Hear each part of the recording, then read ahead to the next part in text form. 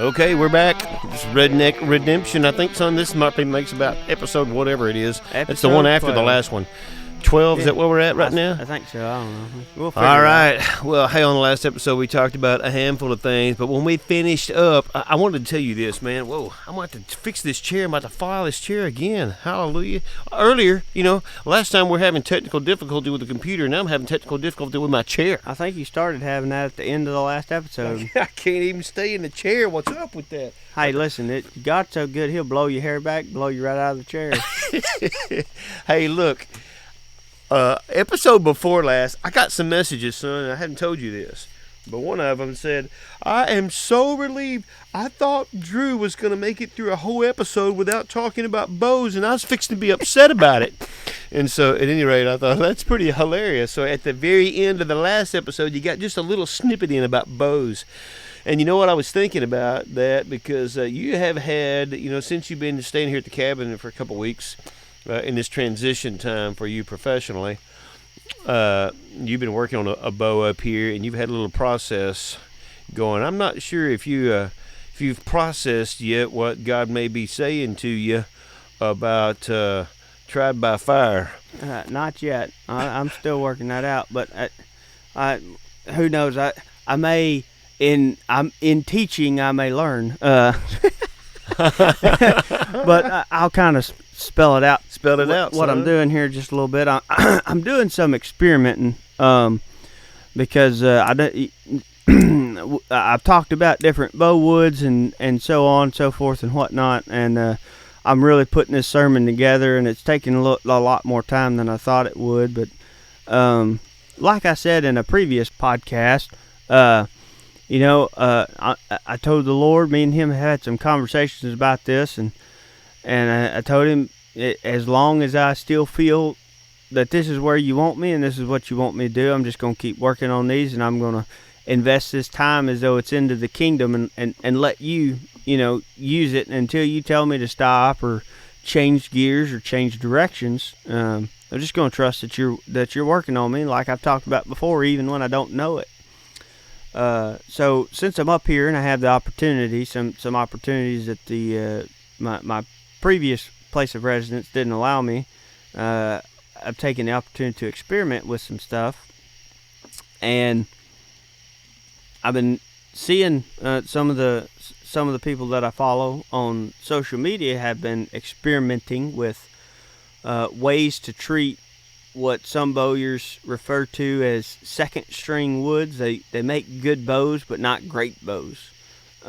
Hickory being one of them, because I got hickory trees. You've got hickory trees galore on this land, and gracious enough to let me cut one. And then we also have a goal. We're trying to make some real good bows. I'm trying to make some real good bows from a stave that was taken off of Dad's property up here that we can hunt this property with, because that would just be an awesome story. Oh, man, that'd be just totally cool. Oh, yeah. So the goal is to be able to harvest a deer with a bow made out of a tree that it probably walked under or ate under or Lord knows what. So I got this access to hickory up here, and hickory is a great starter wood, which hickory is what I had before. Great starter wood for building bows. The only problem is it's known for having some issues if you don't heat treat it, and even then a lot of bowyers don't really want to go near it, because if you heat treat it, it's still not as good as other woods are, but those woods are hard to come by. Well, you know what? Hey, let me say something right there, because while you're talking about this, I'm just thinking about, did you call it second-rate wood? Second string wood. And I'm thinking about all the parallels here. There's a lot of individuals, they think they're second-class citizens because they've had a bad experience in the past, or because they made some bad choices, or, but sometimes the things that we think that disqualify us are things that are completely out of our control. And even sometimes if they weren't out of your control, if it's just stupid choices that we made that made you feel like you're second string, second rate, second class, here's the reality. There are no first-class humans. No. There's no first-rate humans. We're all born needing a miracle to become something that's eternal or good. Yeah. But we're all twisted in some way, which, Yeah. I guess that's what you're talking about. Some of the problems that happen with hickory, because it's a second, A lot whatever of you said. bowyers they'll call it a second string wood because it's, and I don't know all the, I ain't no scientist, so I ain't no. I ain't no scientist. If the way I phrased that didn't give it away, I don't know all the terms for it. But essentially, it's a real tough wood, but because it's so tough and so, I don't want to say dense. I don't know exact word I'm looking for here, but it it has some problems as far as making bows go, and I don't want to go too deep into every little thing. But there's some guys that I've watched a couple different YouTube channels and articles and so on and so forth that I've read who've been experimenting with ways to make a extremely good bow out of white woods.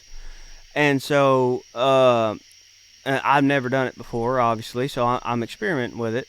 But the method used is used by fire, like Dad alluded to earlier.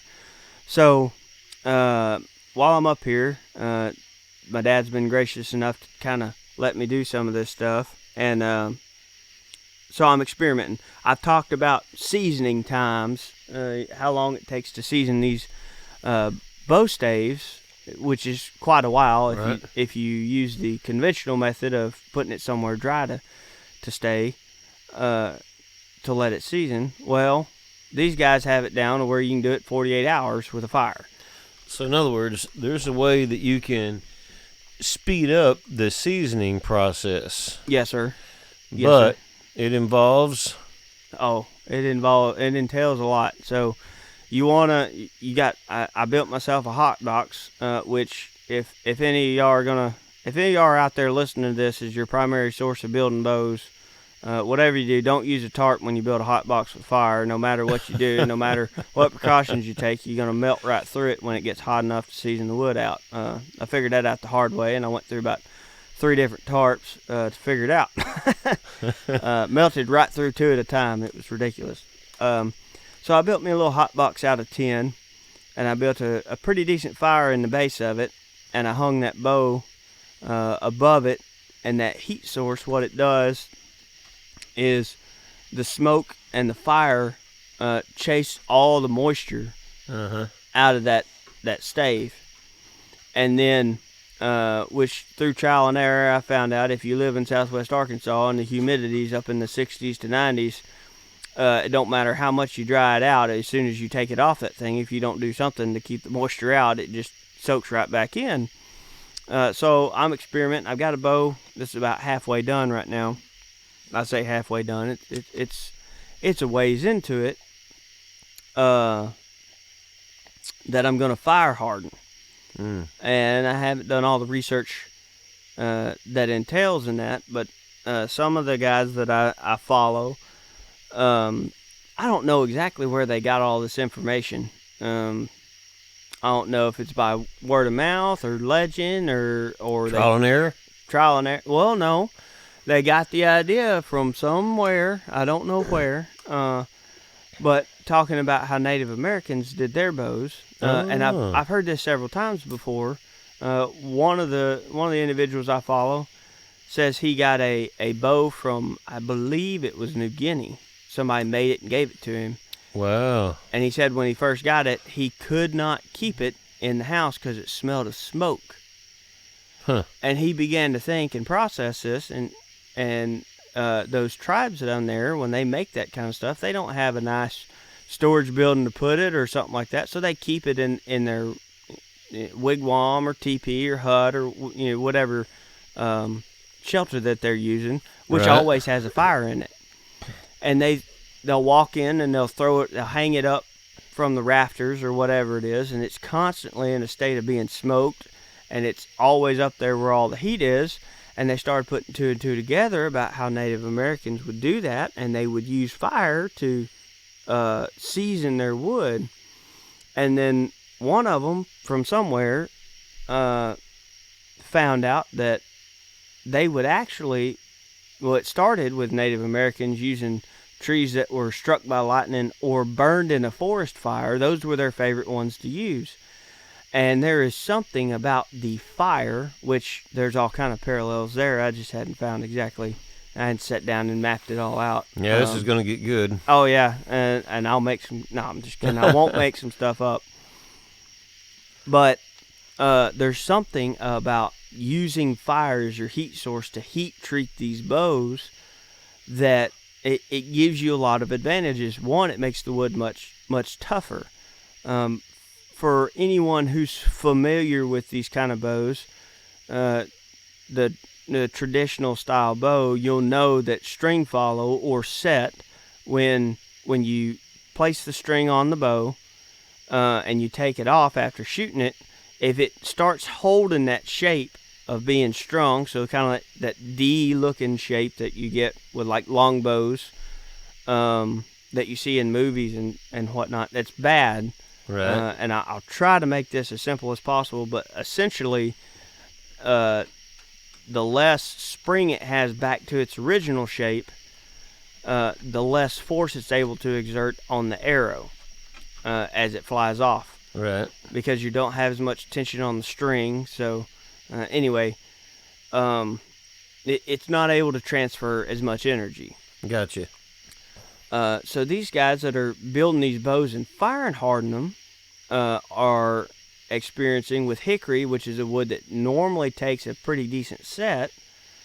They're having these bows with a back set or reflex, as it's called. So essentially, you work that what it's going to take a set or follow the string. It's going to hold that shape that you're bending it into when you shoot it.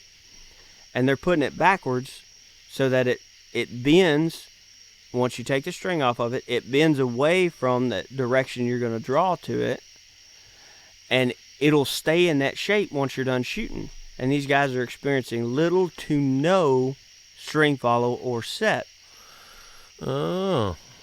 So I'm experimenting with that. And so far we've got to the drying out stage, and it took me about 3 rounds of drying out. I dried out, and I have a moisture meter which tests the moisture that the wood contains.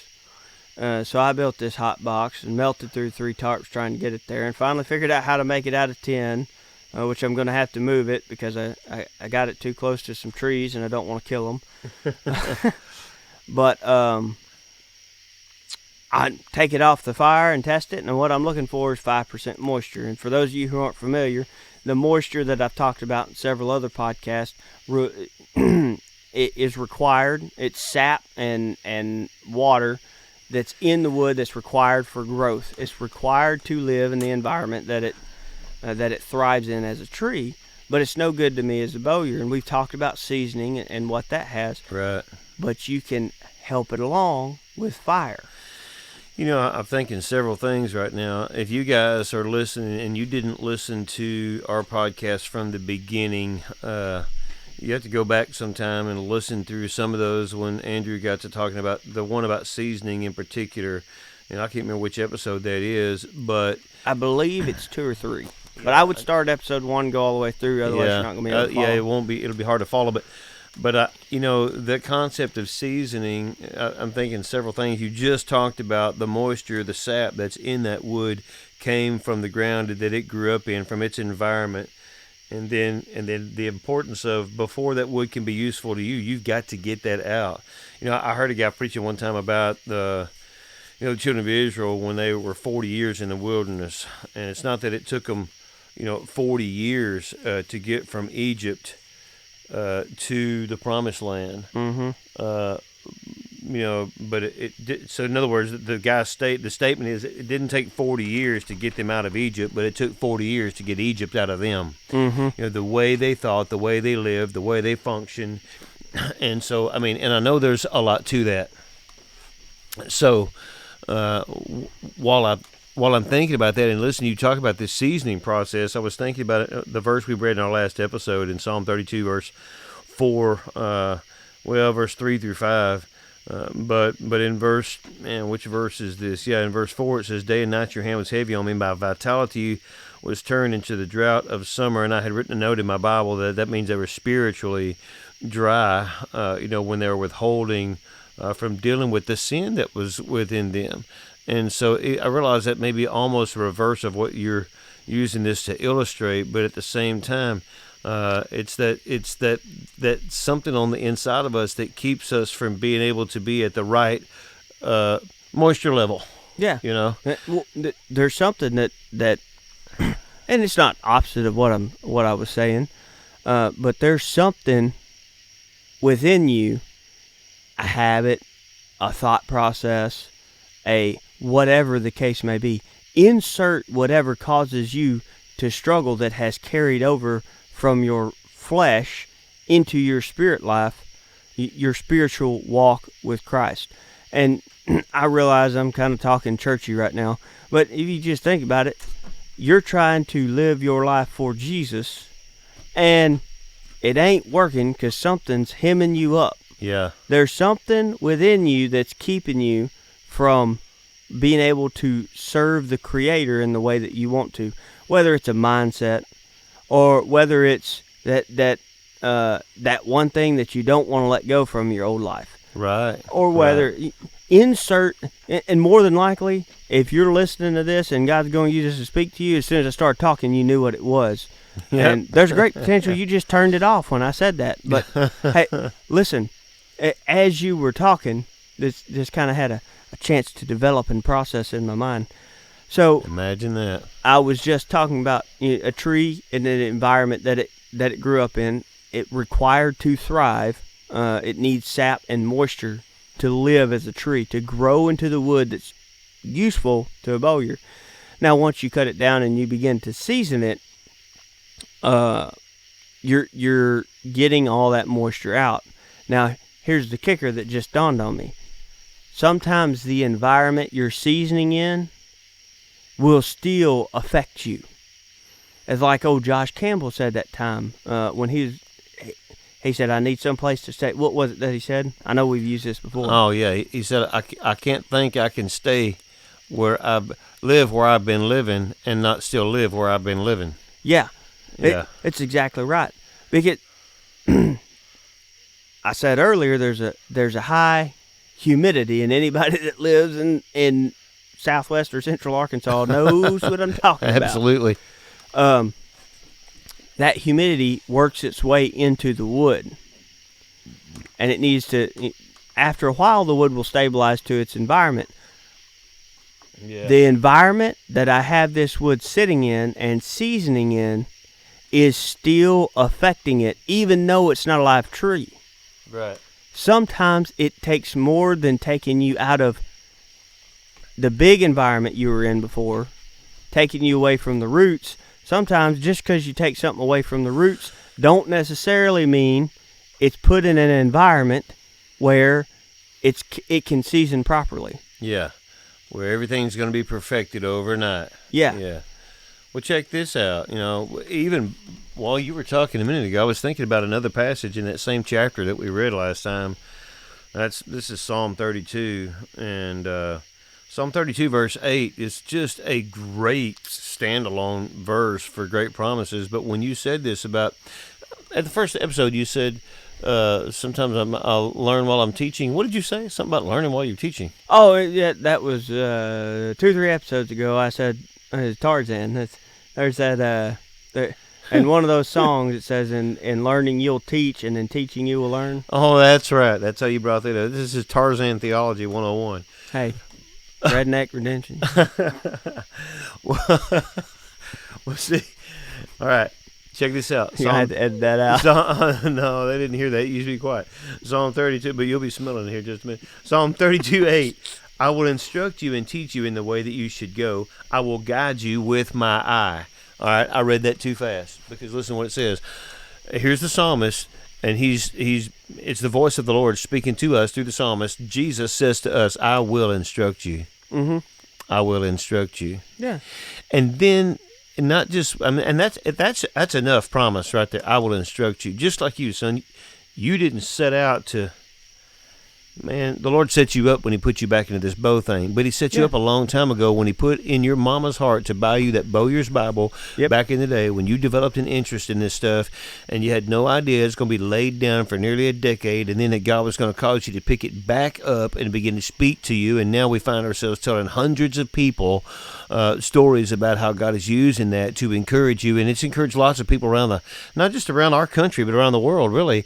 And it's amazing to be able to say that from this little bitty spot just out of Didley, Arkansas.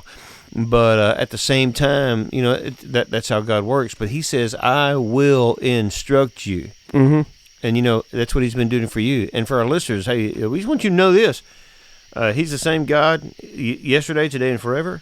He's no respecter of persons. This promise was not just for me or for Andrew. This promise is, I will instruct. It's for you. I will instruct you, he says. Yep. But not just instruct you. I will teach you in the way that you should go. Let me read the verse. I will instruct you and teach you in the way you should go. And to me, that means a whole lot more than just, I'm going to teach you, show you what way you should go. He says, I'm going to instruct you, which is, first of all, I'm going to tell you something to do. Mm-hmm. Hey, just like you were driving home from work one day in Virginia, mm-hmm. and for the first time in a long time, you knew you heard from God when he said, build a bow. Mm-hmm. And some listener will think, what? Wait a minute. Give me chapter and verse for that. Yeah. But you knew God was speaking to you and dealing with you. A whole lot like, my truck driving buddy, who'll be listening to this, Robert, I'll just leave it at that because I don't have permission to say his full name, but his last name is long and spelled weird, so you know I'm talking about you, Robert, if you're listening while you're OTR. But, he said, man, I listened to that episode. It was like 2 a.m. I was driving through St. Louis, Missouri. I killed I turned it off, and man, immediately God began to speak to him. He instructed him. Mm-hmm. So God told you something to do, just like he told Robert something to do, and then... But just because he tells you something to do, that leaves you with a responsibility. To go do it. To go do it. Yep.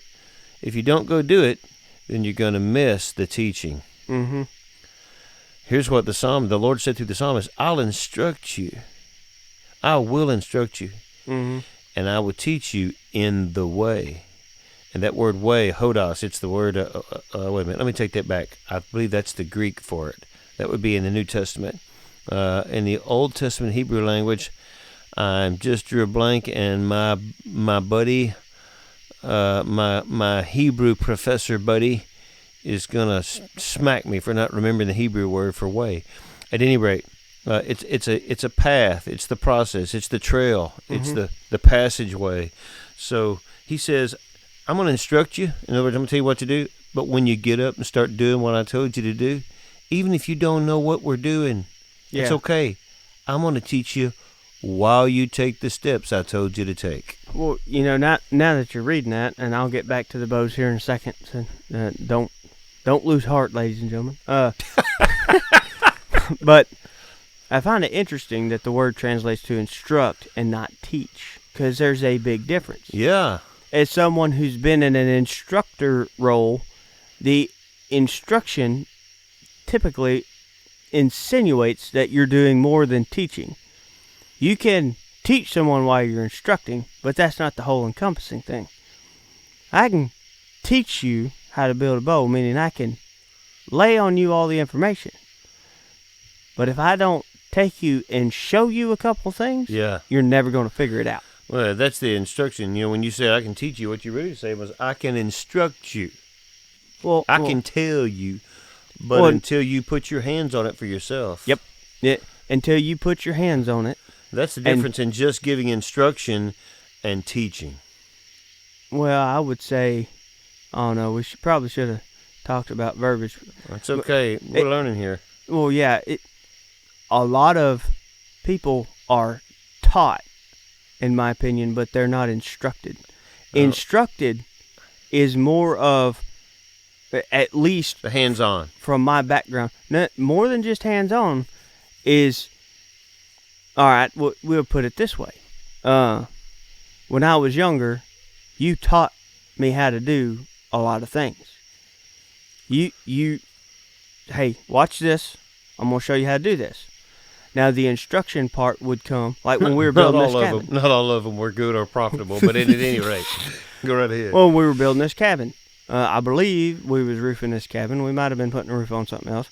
But you said, hey, we'll show you how to do this. And you laid the shingle out. And you said you put a tack here and here. Uh-huh. And that is teaching someone how to do it. Now, the instruction portion comes in when you say, all right, now you take that shingle over there. Lay it down just like I showed you. No, you see how this line doesn't line up. You better make sure that butts up or there's going to be a gap here. Oh, gotcha. And it's going to run in there. You instructed me because you taught me how to do it, demonstrated and showed me how to do it. Then you observed that I understood how to do it, corrected any deficiency I had, and then let me go on my way, correcting deficiencies as they came up. That's the difference. In instructing, he will instruct you. He's going to tell you something to do. You're going to go do it, and then he's going to say, hey, there back you up. go. That's exactly right. And that's what he is saying in this. Mm-hmm. Look, if you don't take the steps you got in the instruction, you could never fully receive all the teaching. Mm-hmm. But he says, I will teach you in the way. In other words, some people never start because they're afraid, because I don't know what to do. I don't know what I'm doing. I can't do this.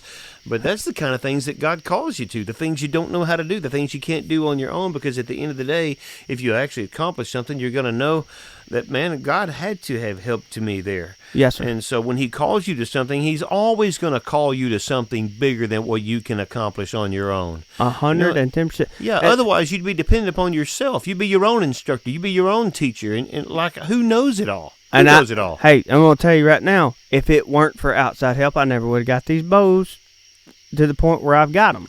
Yeah, that's why you refer to these other podcasts, these other guys. That's why you listen, because you need some help beyond yourself. We all need some help, I tell you. No, but I had a point off of what you said a second ago. And I didn't know what I was doing when I started building these bows again. The amount of wood I wasted in high school attempting to build a bow, it's ridiculous. But I'd never built an actual bow. I'd come pretty close. Right. But on my own, I'd never built one that was worth anything. Now, when I set out on this venture to build a bow, and once again, if you're listening and you haven't listened to the whole thing, you can listen to my whole story starting episode 1, and we talk about how God led both of us individually and together to start this podcast, right? And go back and catch up. But by the way, episode 1 is one of our most listened to episodes, followed closely by episode 8. But anyway, go ahead. I didn't really know what I was doing. I kind of knew what I was doing. I had no clue, and I don't know. One of these days I'll sit down and do some actual math and figure out exactly how many bows I've broken along the way. To date, including the one that I managed to make in high school that broke, and we'll call the one that me and my buddy fabricated together a half. I built 6.5 bows that work. Now, out of those 6.5 bows that work, 2 of them will still launch an arrow, 3 of them will still launch an arrow, and one of them, if you put a string on it and put much tension on it, it's going to snap. Right. But I'm still working on it. Yep. I've had a lot of failures. I've broken a lot of them. Most of them didn't make it off the tillering rack before they snapped. I've actually had, I don't even know if I've told you this, I've actually had a listener contact me and say, hey, do you think your son would build me a bow? Because I've been listening to your podcast. I would love to have a bow made by your son. And I said, trust me, you don't want a bow made by my son yet. No, I didn't say that. But I mean, I thought, by the way, if you're listening out there and you're like, can I get a bow handmade by Andrew? Someday, yes. You can send a request for it. We'll let you know when it's time. But this is the process that he's in right now of learning how to do this proficiently. Mm-hmm. And I'm getting there. But it takes a lot of time to build these bows, which is one of the reasons why I'm experimenting with this and trying to cut some time down. But that brings me back to my point that got us on this tangent about the environment. Sometimes when you are chosen by the master and you're cut down, the environment that you're in is not effective enough to season you as to get you to the point where you need to be. You're still in an environment that's holding you back. You've got to be put over the fire. Yeah. Sometimes, in other words, if you will not be seasoned at the rate for the perfect timing for which God has specifically ordained you, unless He puts you in the fire at some point to speed the process up. Not necessarily even to speed the process up, or to harden you to. That's a byproduct. The speedening. The more rapid drying is a byproduct of it. But here in southwest Arkansas, because of the constant high relative humidity, these bows will never get to the percentage that I need them to be to make a very efficient bow. They're always going to be held around 12%, which you can make a bow like that. But I'll tell you right now, that bow that I've been working on ain't going to be near as good. If I finish it out just like it is, I'll probably end up with about a 40-pound bow that's going to take a massive set, meaning it's going to be, I'm going to lose all the efficiency and energy store up in the limbs. So it won't launch an arrow anywhere near the rate that the other bows that I was able to season in Virginia is, because the relative humidity won't let it come down that far. So what you're saying is environment absolutely makes a difference, and there are points in time when the master will be very intentional about putting you in a specific environment for a specific purpose. Oh, yes, sir. And it probably won't be comfortable. Yeah, right. Tried by fire. Yes, sir. And I guarantee that hot box, well, I know it got somewhere upwards to 200 degrees. The tin on the bottom was so hot it'd sizzle if you put some water on it. And that would not be comfortable from the perspective of the bow stave. By the way, I think it's going to be interesting to see how this plays out. What he has not told you is had a little mishap with a bow in his little hot box, and the bow fell in the fire. Yeah, it did. So I'm going to reposition the bow box and rework it a little bit so I don't have that problem again. But that bow wasn't in the fire long enough to completely destroy it, but it will definitely. Is it safe to say that what happened to that bow in the fire is going to add a particular character to that bow it would not have had it not fallen in the fire? Yeah, it will. Yeah. It will. And I'll have to work real gentle around that spot. And we've talked about that, the character. It's not a testament to the bow. It's a testament to the bowyer. In this case, it's a testament to the bowyer's stupidity and letting the thing fall. I don't know that it's stupidity. It would just be ignorance. I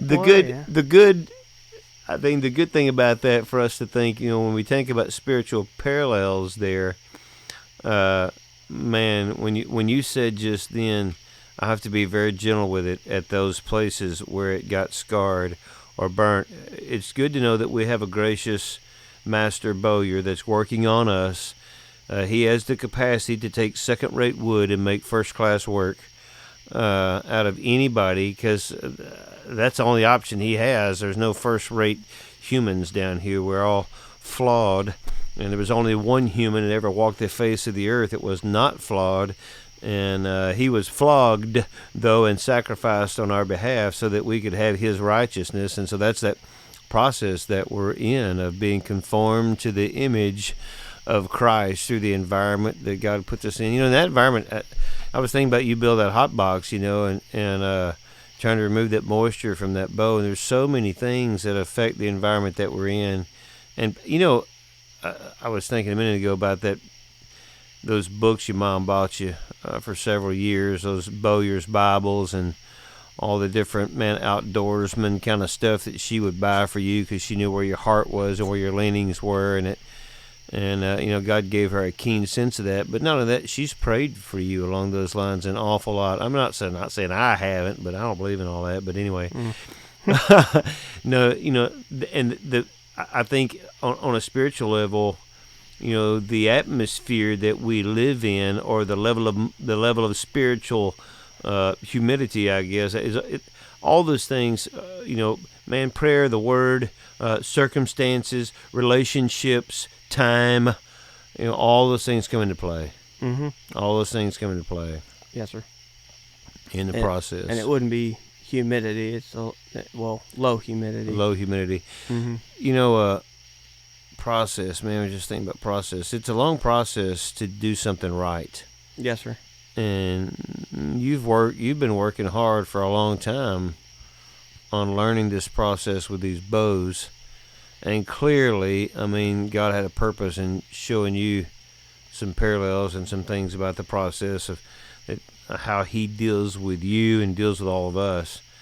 And I think we came to that thought a minute ago from that passage where we're reading, where He says, "I will instruct you and I'll teach you in the way." In other words, as we're going, I'm going to be teaching you.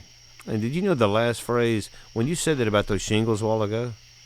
And about, how did you say that? I was pretty impressed with the wording you gave there, man, about correcting deficiencies. There we go. You must have picked that term up in the Marine Corps. I didn't talk about deficiencies a whole lot. I did have some deficiencies when I was growing up. That's why I got a D slip, because I was deficient in conduct. But at any rate, that was the third grade. Thank you, Miss Ban. I didn't forget that. Nor did my father. Nor did my tail. But at any rate, moving right along.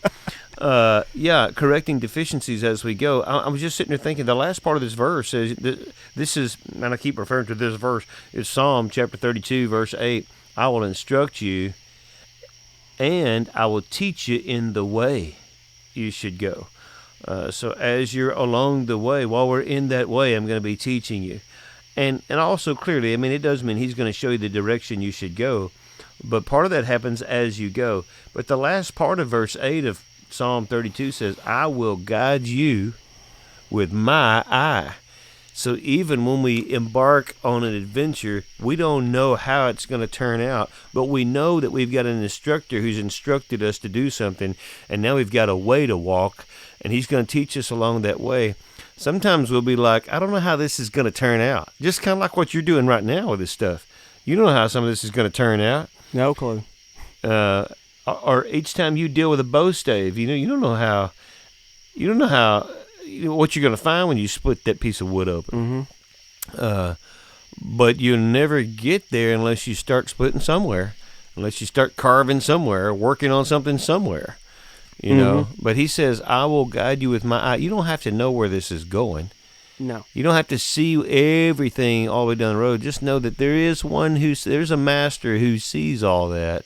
And He's saying, look, don't worry about what you can't figure out for the future. You just take the steps I'm telling you to take right now. Let me keep instructing you. Let me keep teaching you. As long as you'll listen and walk where I tell you to walk, you can trust I'm going to guide you, He says, because I'm going to guide you with my eye. When you said about those shingles, you were watching for deficiencies and you corrected deficiencies.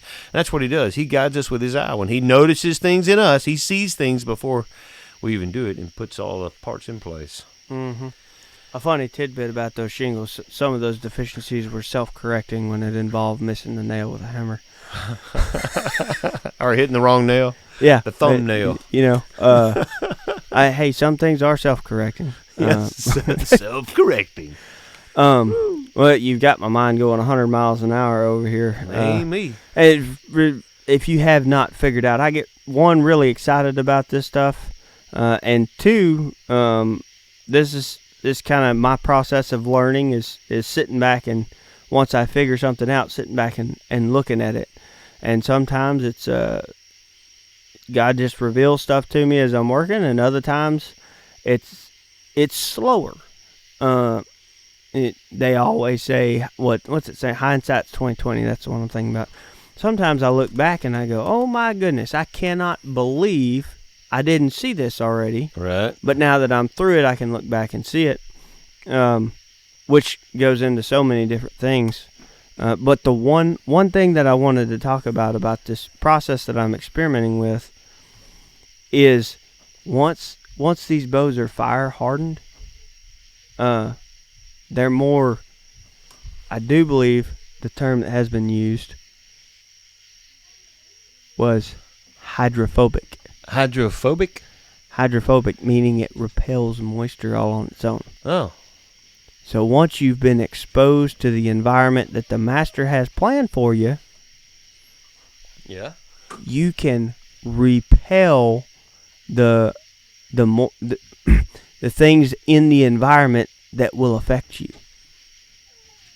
In other words, going back to that verse. Oh man, that's good right there. He will instruct you read the verse. Well, he says, I'll instruct you and teach you in the way you should go, and I will guide you with my eye. Okay.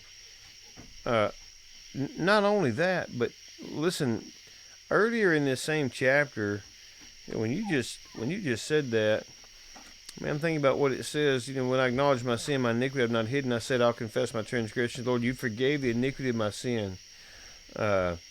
Oh man, I'm looking for another spot. He says, you are my hiding place. You will preserve me from trouble. Yeah.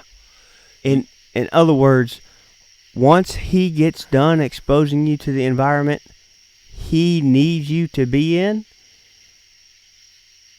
the environment is not it can't affect you anymore because you are preserved and tried by fire. Yeah. Tempered, Yeah.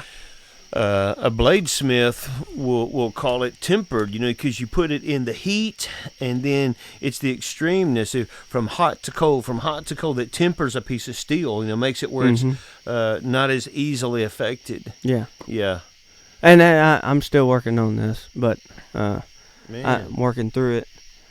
But now, you guys as listeners have a glimpse of how this process, the bow building process, and the process of God teaching you things through what you're doing works. Because I had no clue Dad was about to pop off and bring all that up. He just kind of threw that on me all of a sudden. That's the way God works it out. I tell you, when I jumped back to read that verse just a minute ago, I was thinking this passage. I knew it was a passage I was reading earlier today. Hey, another way that we read the Scripture sometimes is not just to skip 30 Psalms. I think I explained that in the last episode, was it? You did. But another thing that we'll do sometimes is to simplify things, just read the proverb of the day. In other words, the chapter in Proverbs that correlates with today's date. So today I was reading Proverbs chapter 2, and listen to what verse 10 says. 10 and 11 says, hey, when wisdom enters your heart, now I'm going to tell you that Jesus is wisdom personified. Mm-hmm. And so when Jesus becomes Lord over your soul, your life, your heart, when wisdom enters your heart and knowledge becomes pleasant to your soul, discretion will preserve you. There's that preserve word again. Discretion will preserve you, and understanding will keep you to deliver you from the way of evil. Okay, now you said that a minute ago. Once you get this process done, it's called fire hardening. Yeah. And like I said, I ain't no scientist, so I ain't no.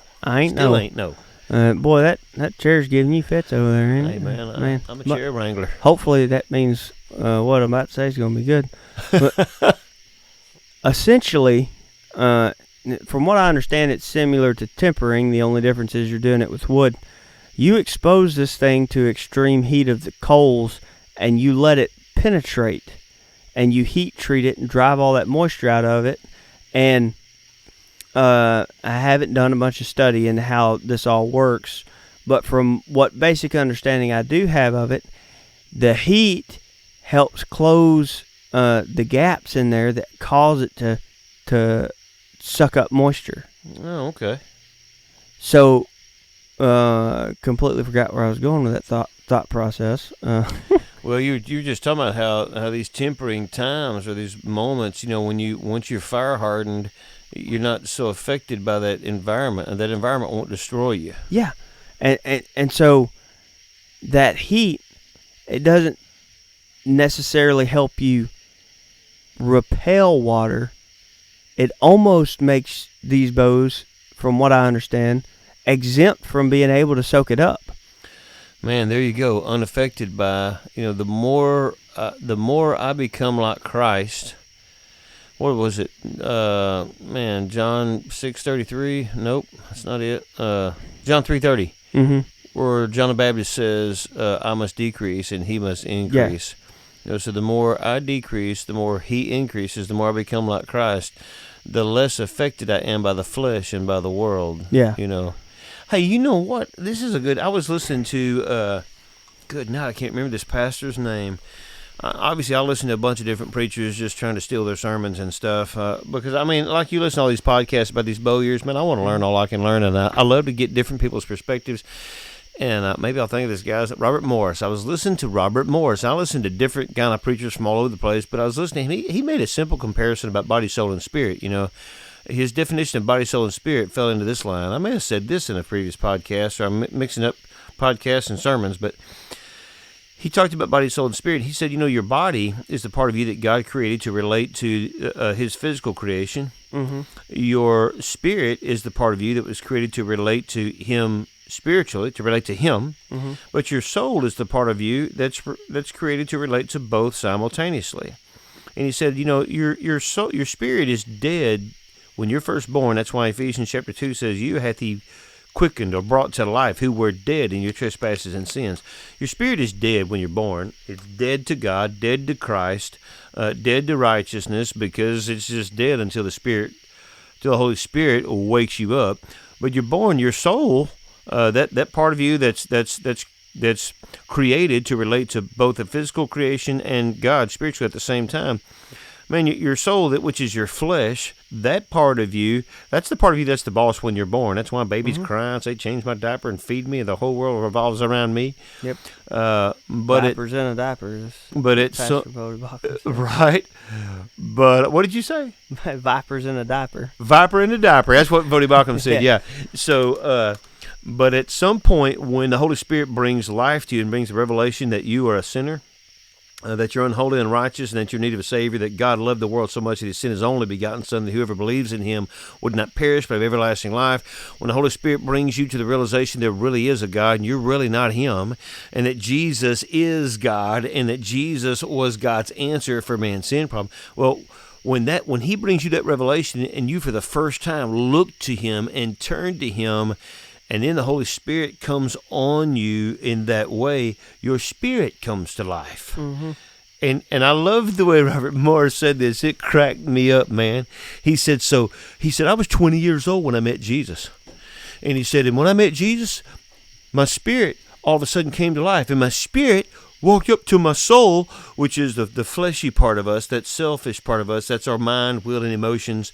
The spirit, man, walked up to my soul and said, "Hey, I'm alive now, and I'll be taking over from here." And he said, and my soul, being the gracious gentleman my soul has always been, said, "Okay, whatever you say, Spirit."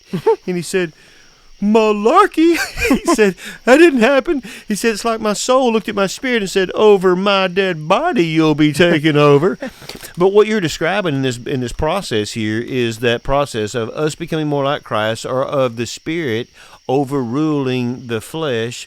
In this bow, it's the process of less of the old original, but now I've got a new state, a new temperate. I'm a new creature. I'm fulfilling a new purpose that required some changes in my original state, and so that now I'm functioning for a higher design than what I was functioning than what am I trying to say? I'm functioning on a higher level than I've ever functioned before, because now I'm functioning by design. Yeah. Now I'm functioning by design. Somebody has intentionally invested time, energy, effort in me to shape me to who I am and who I am becoming, so that I can be effective in what I was created for. Yep. Yeah. I don't know if I could have said it any better. Man, me neither. Yeah. I was just rolling with that in my mind, because this is a picture of how God's working with all of us. And but yeah, when you said that about these bows get to the place where they're no longer capable of being affected by that moisture like they used to be, and that's what happens. The more the Spirit and the Word control our life, the less the soul runs the show, the more the Spirit runs the show, because in reality we've been called, what did Paul say? I am crucified with Christ. I died, yet I still live. Well, but it ain't me. Yeah, it's a new life. It's Christ living in me now. And you to back up and kind of get a bigger picture, dying is a process. Oh. Well, think about it.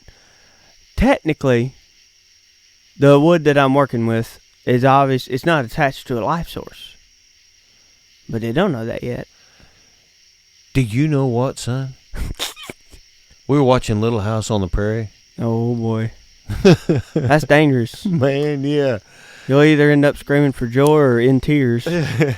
Yeah, I love to hate that show, but anyway, Michael Landon, after we were watching it, I just read a little of his biography. And by the way, you ought to check out his biography. It's not all perfection. As a matter of fact, there's some pretty messed up parts to his story.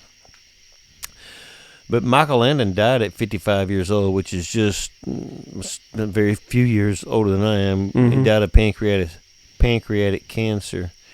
And between his diagnosis of pancreatic cancer and his death, which was a very short period of time, he said several things, and he's often quoted for one of them. He said,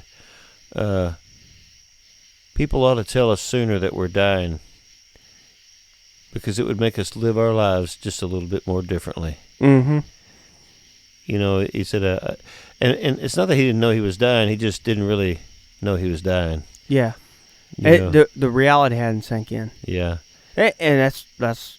His conclusion was, so if there's something you're supposed to do it now. Get it done. Get it done while you got time to do it, life to do it with. Now's the time. Mm-hmm. Now's the time. If the instructor has given you instruction, get on the way so he can teach you in the way. Mm-hmm. Yeah. And I know this isn't quite the idea you were running with, but the faster you die, the faster you can live. Man, that is great truth. And in all reality, that's the whole point, I guess, of this whole process that we've been talking about with the bows. You got me on the bows. But anyway, the faster I can get all of the junk that is useless, when it's not junk, but the junk that is now useless to me as a bowyer out of these trees, faster they can live a new life as a bow. Right. And then they're functioning for what they were designed for. Mm-hmm. When you said earlier that one of your dreams, one of your goals, and you said something about making me a bow out of a tree you cut down on my property, and then us being able to hunt together, or making both of us a bow, us being able to hunt together and harvest an animal on this piece of property with a piece of wood that we harvested from this piece of property. I thought, man, that is a great picture, a great progression, but that's going to be a very meaningful moment. Mm-hmm. It's not just a piece of property. It's not just a deer. It's not just a tree. But all of a sudden, that piece of wood, that piece of tree is going to have a much higher purpose. And then we're all designed for that. We're all designed just like that. God designed every one of us for a specific purpose. And this process in our lives is so that he can use whatever he has to use to temper us, to take us from one extreme to the other, to help us die so we can really live. Mm-hmm. Yeah. And to quote myself, it'll only kill you once. Yeah, it'll only kill you once. Well, I like that line you just used, son. And to quote myself, so I'm going to use it too. Well, to quote myself, I can't remember where I was talking yesterday, or it might have been today. But since actually, I don't know if our listeners even need to know this, since it's 1:15 in the morning, did you know it's 1:15 a.m.? I knew it had to be past midnight, because I done caught that. We've been sitting here talking, so we're probably getting delirious. But yesterday, I was telling somebody something about being free, and the happiest man, the freest person on the planet is the person who no longer has to please themselves. Mm-hmm. When you get to the place where you've died to even just trying to live for your own pleasure, that's when real pleasure begins to come. And that's really kind of part of what that proverb I was reading just a minute ago, Proverbs 2, when he talks about the one that has wisdom in his heart, his soul comes to love knowledge. In other words, man, you come to this place where this part of you that used to try to run things in the wrong direction, your flesh, now experiences the great beauty of enjoying the daylights. Oh, this was what I was made for. Mm-hmm. This is what I was made for. Yeah. And that's where we're trying to get. Yep. Got to die so we can live. Yep. Man, faster we die, quicker we live. Mm-hmm. Die, sucker, die. Be a great sermon title, wouldn't it? Hot dog. I think you've used that one Oh, before. you're probably right. Well, son, hey, man, I love you, but just a minute ago, I just told you it's 1:15 in the morning, 1:17 now. I looked through the window. Our wives have been in there hanging out, and I don't know what in the world was going on, but we go in there, I'm fixing to ask you about this, because it's like at 1 a.m., they were in there doing some kind of freaky dance I could see through the window. It about got me distracted. We're going to find out about that in a minute. They're delirious too, aren't they? Probably. Or that lizard came back. Oh, lizard, yeah. I wondered what. Yeah, that's probably what it was. Well, it's just part of the environment that God is using to train them. Oh, yeah. No, you and I are the environment that God using to train them patience and grace. We're thankful for some awesome, wonderful wives, and we're about to go hang with them for a little bit. Look, thank you guys for spending some time with us.